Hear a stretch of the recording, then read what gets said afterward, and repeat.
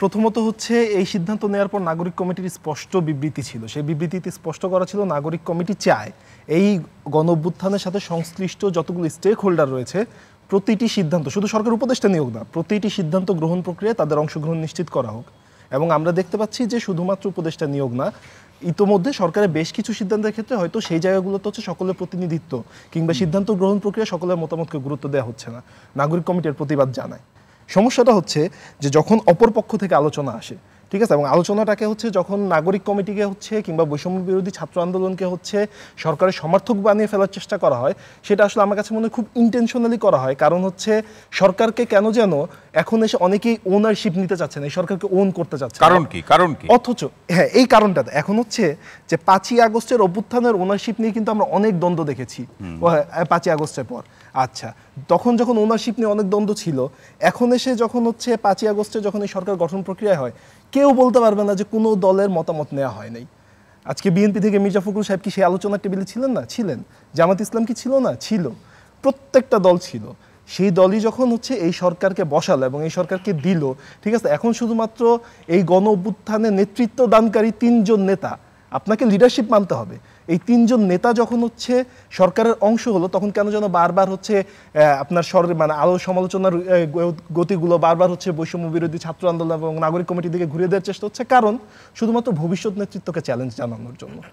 সেটি কিভাবে আরেকটু স্পষ্ট? আমি আরেকটু না, এটা তো স্পেসিফিক ভবিষ্যৎ নেতৃত্বকে চ্যালেঞ্জ জানানোর জন্য, এই কারণে কারণ এই গণ অভ্যুত্থানের শক্তি আপনাকে আজকে আমি জাতীয় নাগরিক কমিটির সদস্য হই, বিএনপি সদস্য হই, গণ অধিকার পরিষদের সদস্য হই, যে রাজনৈতিক দলের সদস্য হই, আপনাকে মানতে হবে 24-এর গণ অভ্যুত্থানের নেতা কিন্তু হচ্ছে বৈষম্য বিরোধী ছাত্র আন্দোলন, ছাত্ররা যে নেতৃত্ব দিয়েছে তাদের নেতৃত্ব আমাদেরকে স্বীকার করতে হবে। এই নেতৃত্বকে বারবার প্রশ্নবিদ্ধ কেন করা হয়? কারণ হচ্ছে যখন অনেকগুলো আন্দোলন বারবার বাংলাদেশে ব্যর্থ হচ্ছিল, যখন অনেকগুলো আন্দোলন বাংলাদেশে পর্যবেসিত হচ্ছিল, সেই সময় কিন্তু এই নেতৃত্বই আমাদেরকে কাঙ্ক্ষিত, যে আমরা বলি যে আমাদেরকে ফ্যাসিবাদ থেকে মুক্তি, আমাদের হচ্ছে স্বৈরাচার হাসিনার থেকে মুক্তি, সেই মুক্তি এনে দিয়েছিল। আচ্ছা, সেটা একটা আলোচনা। দ্বিতীয় আলোচনা, যখন হচ্ছে বারবার মানে আমি একটু রাশেদ ভাইয়ের আলাপ থেকে শুরু করি। রাশেদ ভাই যখন হচ্ছে এখনই ডাক্তার ইউনূসকে শেখ হাসিনা সমর্থক বলে দেওয়ার চেষ্টা করেন, কিংবা হচ্ছে সমর্থক মানে তিনি বলছেন একটা স্টাইলে মিল আছে, একক সিদ্ধান্ত বৈষম্য বিরোধী নেতারাই বলছে, স্যার নিজে বলেছেন কেন এক বিভাগ থেকে 13 জন। আমি কি বলি, প্রথমত হচ্ছে বিভাগীয় আলোচনার ব্যাপারটা এটা হচ্ছে ব্যক্তি টু ব্যক্তি ভ্যারি করে, ঠিক আছে, আপনি কোন বিভাগ থেকে কতজন দিবেন। কারণ আমার কাছে মনে হয় শিক্ষা উপদেষ্টা যদি চট্টগ্রাম বিভাগ থেকে হয়, তার দায়িত্ব শুধুমাত্র চট্টগ্রাম দেখা না, সারা বাংলাদেশের শিক্ষা ব্যবস্থা দেখা তার দায়িত্ব।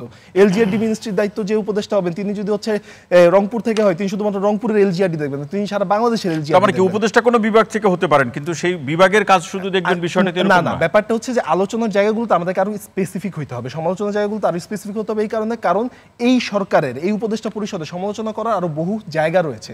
তাদের হচ্ছে কর্মদক্ষতা নিয়ে প্রশ্ন উঠতে পারে, কিংবা তারা হচ্ছে এই সময়ে এসে তাদের যে দায়িত্বগুলো, সেই দায়িত্বগুলো কতটুকু হচ্ছে সঠিকভাবে পালন করতে পারছেন, সেগুলো নিয়ে প্রশ্ন উঠতে পারে। কিন্তু সেখানে যখন হচ্ছে কে কোন বিভাগ থেকে আসছে সেই আলোচনাগুলোকে নেওয়া হয়, সেখানে যখন হচ্ছে অন্যান্য প্যারামিটারগুলোকে নিয়ে আসা হয় যেগুলো আসলে কম গুরুত্বপূর্ণ বা গৌণ, তখন হচ্ছে আমরা মূল সমালোচনার জায়গায় যেতে পারি না। মনে রাখতে হবে, মূল সমালোচনার জায়গায় যেতে পারিনি বলেই কিন্তু 15 বছর ফ্যাসিজমকে আমরা বারবার হচ্ছে ইস্টাবলিশমেন্ট করার জন্য প্রত্যক্ষ কিংবা পরোক্ষভাবে অনেকেই সহযোগিতা করেছে। এসএম শাহরিয়ার, এই জায়গাটাতে প্রশ্ন হলো, যদি পারফরমেন্সের জায়গাতে কোনো ধরনের প্রশ্ন সমালোচনা তর্ক বিতর্ক না থাকতো, তাহলে তো নিশ্চয়ই বিভাগের প্রসঙ্গ আজকে আসতো না। আচ্ছা, প্রথম কথা হচ্ছে কি, আমরা যদি হচ্ছে একটা ইউটোপিয়ান সিনারিও চিন্তা করি, তাহলে ব্যাপারটা খুব বেশি ভুল হবে। যেমন বাবুল ভাইয়ের আলোচনার সূত্রে আমি একটু এঙ্গেজ করবো, যেহেতু আমি সবার আলোচনাগুলো শুনেছি। প্লিজ বলুন। হ্যাঁ, তো বাবুল ভাইয়ের আলোচনা ছিল হচ্ছে যে কেন ভুলগুলো হচ্ছে।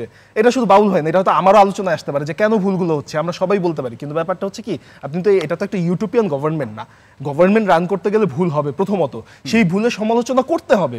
আমরা বলি সমালোচনা করুন, আমরাও সমালোচনা করবো, আপনারাও সমালোচনা করুন। সমস্যা হচ্ছে যে আজকে আমরা হচ্ছে সমালোচনা দেখি না, আমরা রাজনৈতিক দলগুলোকে দেখি হচ্ছে সংগঠন তারা গোছাচ্ছে।